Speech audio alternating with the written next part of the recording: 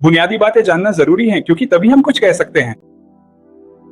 हमारे जैसे और भी लोग वहां मौजूद थे। इन लोगों को हमें पढ़ाना बहुत मुश्किल काम था, क्योंकि अगर कोई गलती होती तो हम तुरंत कह देते कि ये नहीं चलेगा। तो कभी कभी हम बोर्ड पे ही इस समस्या को हल करते थे।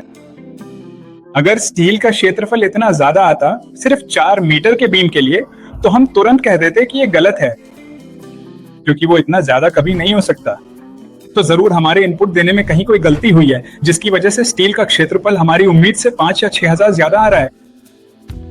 इसलिए हमारे पास एक फायदा ये है कि हमें ये पता है, तो परीक्षा देते समय भी हम दूसरी तरफ जाके कह सकते हैं, हाँ कहीं कोई गड़बड़ हुई है, मैंने जो कहा उसमें शायद गलती से कुछ गलत कर दिया है। तो साइट पे ना होने का नुकसान ये है कि हमें लगेगा कि हमने जो किया वो सब सही है। अब हर किसी के लिए साइट पे रहकर सीखना व्यवहारिक नहीं होगा। जहां तक हमारी बात है, हमें वैसा एक फायदा मिला हुआ था। इसके अलावा अगर आप कुछ पूछना चाहते हैं तो मुझसे पूछें, मैं समझा दूंगा, भले ही वो इसके बाद की बातें हों, जैसे कि आपको कौन से सॉफ्टवेयर सीखने चाहिए।